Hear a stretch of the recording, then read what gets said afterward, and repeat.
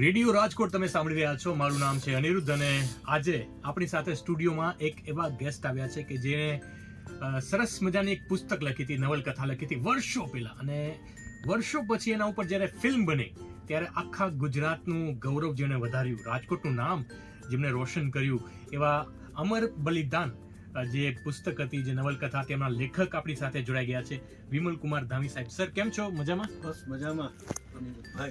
Sir, તમે આટલા વર્ષોથી લેખન કાર્ય સાથે જોડાયેલા છો, તો તમે પોતાની જાતને ફ્રેશ કઈ રીતે રાખો છો? બસ એક સરસ્વતીની સાધના એ માનીને જ હું સાહિત્યનું સર્જન કરું છું. અને કે આ તો સરસ્વતી માની કૃપા છે એટલે લખાય છે. અનિરુદ્ધભાઈ, મારે એક વાત કેવી છે અત્યારે કે હું 11 વર્ષનો હતો. મારા પિતાશ્રી બહુ મોટા લેખક ગુજરાતી સાહિત્યના, એટલે એમના માર્ગદર્શન હેઠળ 11 વર્ષની ઉંમરે મારી પહેલી વાર્તા છપાઈ, એ ફૂલછાપમાં નસીબની બલિયારી. અને 17મે વર્ષે મેં નવલકથા લખી, સારા સંસારનો. એટલે સાહિત્ય એમ કહેવાય કે બહુ નાનપણથી જ સાહિત્યના બીજ હતા. અને પછી તો પિતાશ્રીનો માર્ગદર્શન, સહકાર એમ આગળ વધતો ગયો. અને મારા અત્યારે લગભગ 150 પુસ્તકો પ્રકાશિત થયા છે. એમાં મારું આ જે અમર બલિદાનની આપણે વાત કરી એ 1984માં લખેલું. એટલે આજે એ પિક્ચર ફિલ્મ રૂપે આવે ત્યારે આનંદ થાય છે. સર, અમારી પણ ખુશનસીબી છે કે તમે આટલું બધું કાર્ય કર્યું છે. રાજકોટમાં જ રહ્યો છો, અમારી સાથે હતા, અને જ્યારે કસુંબો ફિલ્મ રિલીઝ થઈ ત્યારે અમને આ વાતની ખબર પડી કે આધારિત આપણી જે નવલકથા ઉપર છે, જે તમે લખી છે. તો તમારો એપ્રોચ કોણે કર્યો અને કઈ રીતે કર્યો હતો? સરસ સવાલ છે આપનો. આની પાછળ એક આખી કથા રહી છે. આપણા કેન્દ્રીય મંત્રી મનસુખભાઈ માંડવિયા, એ પાલીતાણાના, એટલે એમને 3 વર્ષથી વિજયગીરી બાવાને વારંવાર વાત કરે કે તું આ વિમલભાઈની પુસ્તક વાંચ, અમર બલિદાન, એના ઉપરથી ફિલ્મ બનાવ, તને કાંઈ પણ જરૂર પડશે તો હું બેઠો છું. ત્યાં સુધીની એમને વાત કરી. પછી વિજયભાઈએ બધે ગોઈતા અમદાવાદમાં, બધે સુરત, પુસ્તક મળે નહીં, કારણ કે 84 એટલે બીજી એડિશન થઈ નહોતી. એટલે પછી એમને મનસુખભાઈને કીધું કે સાહેબ, મને કે આ પુસ્તક મળતું નથી. એટલે મનસુખભાઈએ પુસ્તકની ઝેરોક્સ કરીને મોકલાવી કે હું પુસ્તક તો નહીં જ આપું, પણ તને ઝેરોક્સ મોકલાવું છું. ઝેરોક્સ વાંચ્યા પછી થયું કે આ બહુ કથાનક, બહુ સારું છે, બારોટોના બલિદાનની કથા છે, આના ઉપરથી બહુ સરસ પિક્ચર થઈ શકે એમ છે. એટલે પછી એને રામ મોરીને કીધું કે રામ મોરી, આ વિમલભાઈને ગોતવા નથી, કે એનો આપણે કાંઈ કોન્ટેક્ટ નંબર નથી, કાંઈ નથી. તો એને બધે 15 દી તપાસ કરી પ્રકાશકની પાસે જઈને અમારા નવયુગ પુસ્તક ભંડારના નવીનભાઈનો નંબર મેળવો. અને એમને કીધું કે મારે વિમલભાઈ સાથે વાત કરવી છે, એમનો મોબાઈલ નંબર આપો. એટલે મારો મોબાઈલ નંબર આપ્યો અને રામ મોરીનો મને ફોન આવ્યો, વિમલભાઈ આપણે બેસવું છે તમારા અમર બલિદાન માટે, અને આપણે ગુજરાતી ફિલ્મ. એટલે મેં કીધું ભલે, ગમે ત્યારે આવો રાજકોટ. તો મને કે અમે કાલે જ આવીએ. એટલે એ લોકોને ઉતાવળ જ હતી. એટલે બીજે જ દિવસે રાજકોટ આવ્યા. અને નવાઈ લાગશે કે આખું અમારું જે કરાર થયા એ બધા સાંજ સમાચારમાં કરણભાઈ શાહની નીચે થયા. અને આ રીતે આખું અમારું આ શરૂઆત થઈ હતી પિક્ચરની. ને પછી એ લોકો દોઢ કે 2 મહિનામાં જ એમણે આખું ગ્રાફ બધો તૈયાર કરી નાખ્યું, સ્ક્રિપ્ટ નહીં. અને પછી એનું મુહૂર્ત લગભગ મકર સંક્રાંતિના દિવસે એને કરેલું, ને હું પણ ત્યાં ગયેલો. સર, તમે ફિલ્મ જોઈ, તમને મજા આવી કે સરસ ન્યાય મળ્યો છે? મારા બધા પાત્રો જે મેં લખ્યા હતા, જે કથા લખી છે, કારણ કે વાત એમ આવી છે કે કોઈ રાસ ગરબાની વાત નથી, કે કોઈ બીજી એ રીતે વાત નથી. તમે જે લખી હતી એ 84માં, એ શું વિચારીને એ ત્યારે લખી હતી તમે? એ વખતે મેં એક બારોટોનો જે બલિદાન આપ્યા હતા એ કથાનકને જ મહત્વમાં આપેલું. આમાં ફિલ્મ કરવી હોય એટલે થોડાક ઉમેરા કરવા પડતા હોય છે. એટલે એમણે મને કીધું હતું કે મને વાત કરી હતી વિજયભાઈએ કે આમાં અમે થોડુંક ઉમેરશું. બાકી અમને દરેક પાત્રનો ન્યાય બહુ સરસ આપ્યો છે. એમાં છેલ્લે મેં એક સજેશન કરેલું પણ એમને સ્વીકારેલું નહીં, કારણ કે અમર બલિદાનમાં જે સુજાન છે સ્ત્રી પાત્ર મેઇન હિરોઈન, એના ને અમરના લગ્ન થાય છે ને લગ્ન થયા પછી બીજે જ દિવસે એટલે મીંઢોળ પણ ખુલ્લું નથી, એ જ વખતે એને બલિદાન આવે છે અલ્લાઉદ્દીન ત્યાં જ, અને પેલું મીંઢળ સોતી સુજાન બલિદાન આપે છે. એટલે એને લગ્નનું બધું આખું જુદું કરી નાખ્યું છે, પણ અત્યારની લોકોને જોવાની ઓલી હોય એ રીતે કહ્યું છે એમને, પણ બહુ સારું પિક્ચર બનાવેલું છે.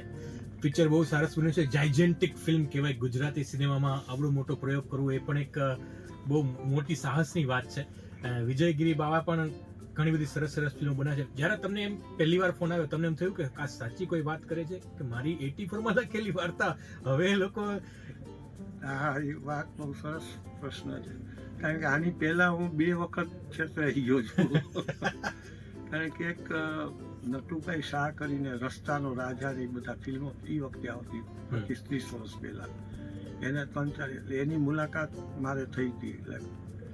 એટલે એમણે મેં સ્ક્રિપ્ટ આપી, લોહી ભીની ચૂંદડી ટાઇટલ સાથે 4 પાનામાં નાનકડી આખી મેઇન એનો હેતુ બતાવ્યો હતો કથાનો. તો એમણે મને કે આ મારે ડાયરેક્ટરે વાત કરવી પડશે, તમે એક કામ કરો. હું તો ત્યારે કંઈ ખબર જ નહોતી મને કે આ ફિલ્મમાં આવું બધું થતું હોય છે. એટલે પછી એમણે રાખી મૂક્યું. બીજે દિવસે મને બોલાવ્યો કે આ ચાલે એવું નથી, એમ કરીને મને પાછું આપી દીધું.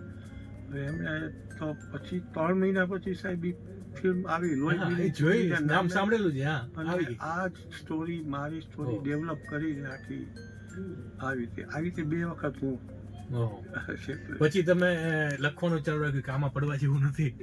ના, બહુ વિચાર. મને તો અરવિંદભાઈ શાહ હતા પંજાબમાં, એટલે મને બહુ ખીજાણા. મને કે તું મને કહેતો કે આ ફિલ્મી દુનિયાના બધા કે, પણ આ લોકો બહુ જેન્યુઅન માણસો છે. આવ્યા, કરાર કર્યો તો મેં રકમનો ચેક હતો, ચેક મને ત્યારે ને ત્યારે આપી દીધો. મને ત્યારે વિચાર આવ્યો હતો કે આ ચેક પાસ થશે, પણ બીજે જ દિવસે પાસ થઈ ગયો. એટલે બહુ જેન્યુઅન માણસો છે, એટલે એમની સાથે કામ કરવાની પણ મજા આવી. વિજયગીરી બાવાના ડાયરેક્શન વિશે તમારા પાસેથી કઈ સજેશન લીધા હતા ફિલ્મ બનાવતી વખતે? એમણે અમુક વસ્તુ પૂછી હતી કે આમાં મહારાજ સાહેબોનું કેવી રીતે પાત્ર રાખવું અને કેવી રીતે, અને તે મેં એને ગાઈડ કરેલા કે ભાઈ મહારાજ સાહેબમાં તમે જૈન મુનિ છે, કારણ કે જૈન સમાજ બહુ ચુસ્ત છે, ને એમાં જો કોઈ ઓઘો બતાવશો ને, ઓઘા લઈને, તો બહુ વિરોધ થશે. એટલે એમને મેં કીધું જૈન યતિ બતાવો તો વાંધો ન આવે. એટલે એમણે એ રીતે ન્યાય આપ્યો હતો. અને બાકી તો નાના મોટા બધા એમની યારે વાત થતી જ પણ. ખૂબ સરસ. યંગસ્ટર્સને યંગ જનરેશન અત્યારે આ ફિલ્મો બનાવી રહી છે, તો તમને હજી એવું શું લાગે તમારે કઈ પુસ્તક ઉપરથી ફિલ્મ બનવી જોઈએ? કારણ કે હું રિસર્ચ કરતો, તમે 1988માં એક ભરતેશ્વર બાહુબલી તો હમણાં 2017-18માં લોકોને ખબર પડી, પણ તમે ભરતેશ્વર બાહુબલી 88માં લખી હતી, તો એની વાર્તા થોડી કહેશો અમારા શ્રોતાઓને? એમાં એવું છે કે આદિનાથ ભગવાન, અમારા તીર્થંકર ભગવાન, પ્રથમ તીર્થંકર આદિનાથના, એમના પુત્રો છે ભરત અને બાહુબલી. તો એ બંનેને પછી આદિનાથ ભગવાન બંનેને રાજ સોંપીને દીક્ષા લઈ લે છે અને તીર્થંકર બને છે. ભરતને સમ્રાટ ચક્રવર્તી બનવું હતું, બધા રાજ્યો જીતતો ગયો. બાહુબલી પાસે આવ્યો, એ બાહુબલીને કેમ જીતવો એ એક આંકડો.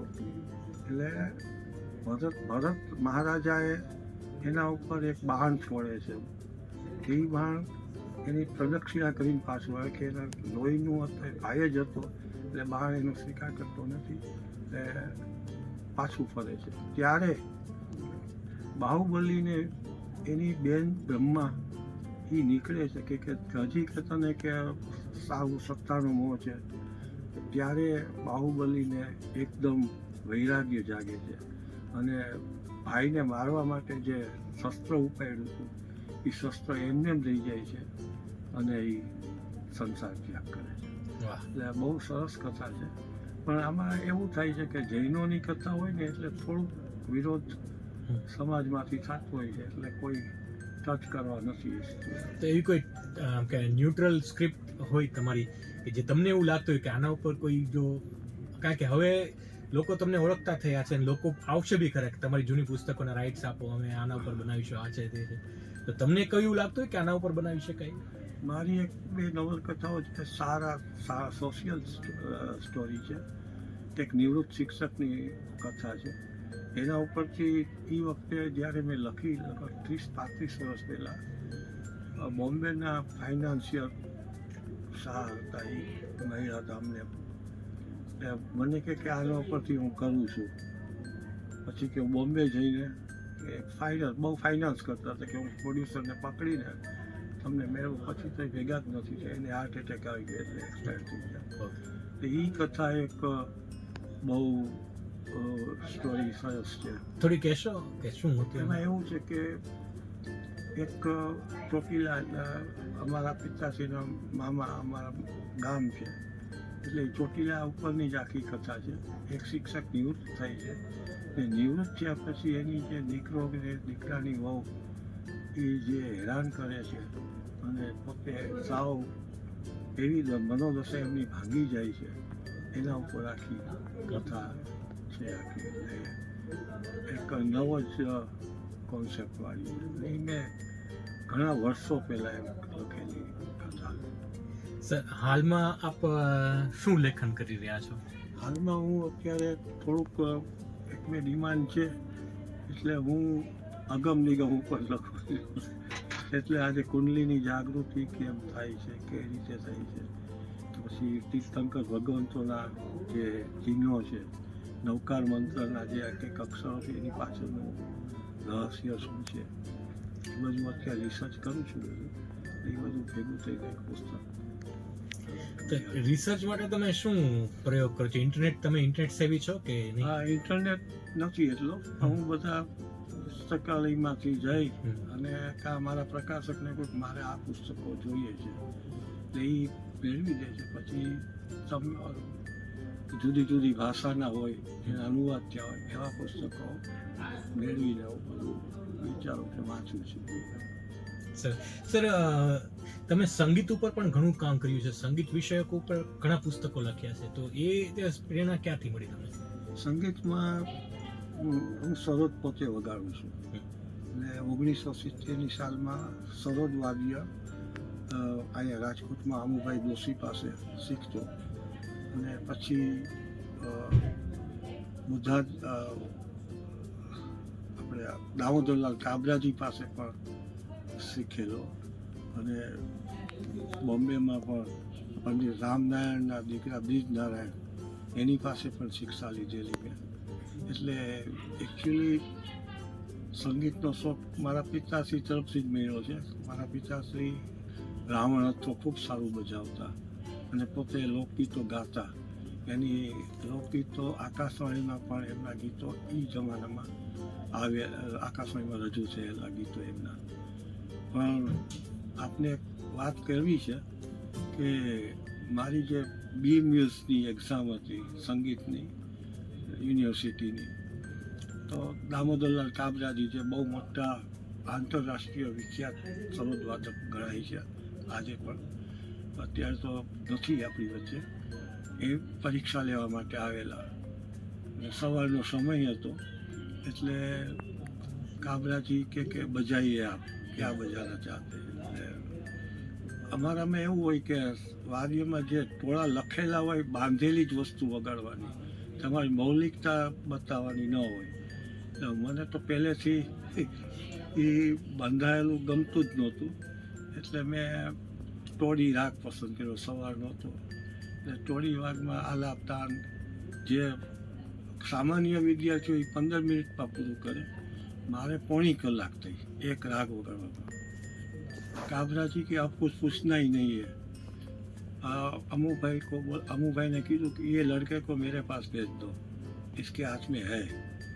એટલે પછી તો આવા કંઈક સંજોગો બધા આવી કે એટલે હું ન જઈ શક્યો, પણ એમની તરફથી મને ગાઈડન્સ શિક્ષા મળતી રહી. અને પછી યુનિવર્સિટી ફર્સ્ટ પણ ત્યારે હું આવેલો સરહદમાં. એ પછી અરવિંદભાઈ શાહ તુલસાબમાં એ રવિવારની પૂર્તિ સંભાળતા અને મને કહે કે વિમલ તે આ સંગીતનું કર્યું છે તો આનું કંઈક.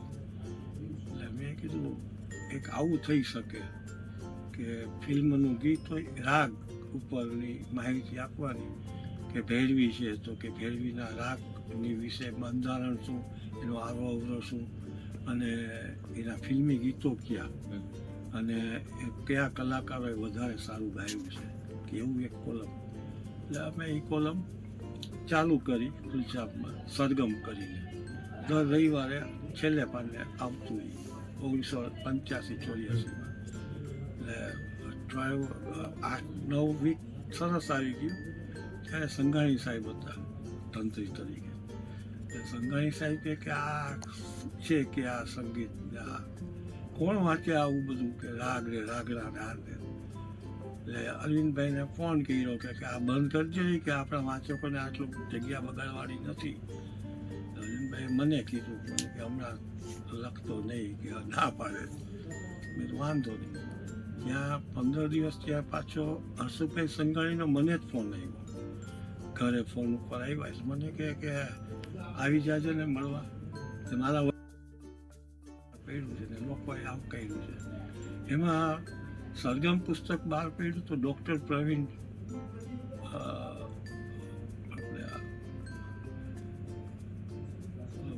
આપણા સદર ટાંકી આગળ રહેતા પ્રવીણભાઈ સરને ભૂલી ગયો છું. એ અમેરિકા રહેતા અને અમેરિકાથી આવ્યા એટલે 350 નકલ સરગમની જ લઈ ગયા. અમેરિકામાં મારે ભેટ દેવી છે.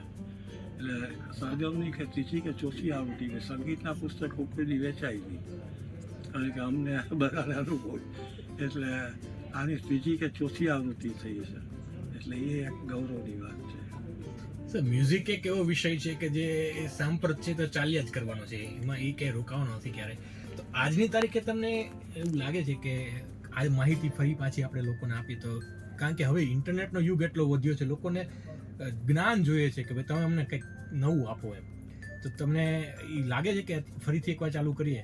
અમે રેડિયો ઉપર વિચારતા હતા કે આ રીતનો એક પ્રોગ્રામ શરૂ કરીએ કે ભાઈ કયું ગીત જે છે બોલિવૂડનું એ કયા રાગ ઉપર આધારિત છે. તો એવું થઈ શકે? એટલે લોકો એટલે ઇન્ટરેસ્ટિંગ સાંભળવાનું તો મને બહુ લાગતું નથી, કારણ કે અત્યારે બધા ટીવી ના મોબાઈલ સોશિયલ મીડિયામાં છે. એટલે સંગીતમાં અત્યારે સંગીતના હું વર્ગો અહીંયા જે ક્લાસીસ ચાલે છે ત્યાં જઉં છું તો અહીંયા એટલા વિદ્યાર્થીઓ હોતા નથી. અને કેમ આખું વાતાવરણ બદલાઈ ગયું છે એ એક નવાઈ ઉપજાવે તેવું છે. એટલે પ્રયાસ તો કરાય જ, કારણ કે આપણે તો લોકો સુધી એક રજૂ થાય અથવા એવી ફિલ્મો જોવાનું કરે, કારણ કે આ લોકોને ડાયરેક્ટ સીધા વાંચન ઉપર તો જોડી શકાય એમ નથી. ને બીજું એક વસ્તુ છે કે ગુજરાતી કરતાં તે મીડિયમ ઇંગ્લિશમાં છોકરાઓને મોકલવા માંડ્યા છે. એટલે આપણી ગુજરાતી ભાષા માટે હવે વિચારવા જેવું રહેશે, કારણ કે આવતી પેઢી કેટલું ગુજરાતી આપણું સાહિત્ય વાંચી શકશે એ એક પ્રશ્ન ઊભો થશે. સર, બહુ સરસ વાતો કરી તમે મારી સાથે, એટલો સમય આપ્યો, મને બહુ ગમ્યું. એક સવાલ છે, તમારા વિશે વાંચતો ત્યારે ખબર પડી કે પંકજ ઉદાસ સાહેબ અને તમે સાથે ભણતા હતા એક જ શાળામાં. તો એમના હાલમાં જ એમનું નિધન થયું છે, તો એમના વિશે તમે કંઈક સંસ્મરણો યાદો તમારી શેર કરવા માંગો છો? અમે હું ને પંકજ ને ચૈતન્ય મારું ને ત્રિપાઠી બધા સાથે. ગઈકાલે જ અમે રેડિયો ઉપર પ્રથમ માસિક પુણ્યતિથિ ચૈતન્યભાઈ મારું ને ભૂપેન્દ્રભાઈ વસવડા છે, બધા લક્ષ્મણભાઈ ચાવડા છે, એ બધાના એક અમારા લિસનર્સ છે રાજુભાઈ ઠાકર કરીને, એમને કર્યું હતું. એટલે એના ઇન્ટરવ્યુ એમની બાઇટ્સ પ્લે કરી હતી કે ભાઈ એમની લાગણી શું છે. તમારી એવી શું લાગણી, કે યાદો છે એમની સાથેની? એમની યાદોની બહુ મારે વાત કરવી પડશે. અમે 7મા ધોરણમાં સાથે હતા, 8મા ધોરણમાં. અહીંયા અત્યારે રમેશ સાયન્સ સ્કૂલ છે ત્યાં વિદ્યા વિહાર હતું પહેલાં. એટલે અમે ત્યાં 8મામાં ભણતા અને એનું વાર્ષિક સંમેલન થાય એટલે સંગીત સ્પર્ધા થતી. એમાં પ્રથમ પંકજ ઉદાસ આવે, સેકન્ડ હું આવું. એ અમે 8, 9, 10 3 પણ સાથે ભણેલા. પછી તો બોમ્બે આવ્યા ગયા ને અમે અહીંયા હતો. અને પછી રાજકોટથી લગભગ 10 વર્ષ પહેલાં આવેલા, એટલે પ્રેસ મુલાકાતે આવેલા અમારા સાંજ સમાચાર. ત્યારે પંકજભાઈ વાત કરી પ્રદીપભાઈ કે આ વિમલભાઈ તમારા ક્લાસમેટ. પંકજ કે સાહેબ સાચી વાત છે, મારા ક્લાસમેટ છે. પછી તો અમે 12 ભેગા થયા. એટલે મને કે આ વિમલ આપણે ક્યારે ભેગું થવું કે આ પ્રોગ્રામ પતે પછી કે પ્રોગ્રામમાં તો કે તું આવો જ પછી આપણે બેસીએ. સાહેબ હવે એ પ્રોગ્રામમાં હું હતો અને પછી અમે રાતના 4 વાગ્યા સુધી જયસન્સ હોટલ છે ત્યાં આવે. મેં તો હવે તો મને રજા આપી. અમે પછી 2 વખત આવી ગયા, 2 વખત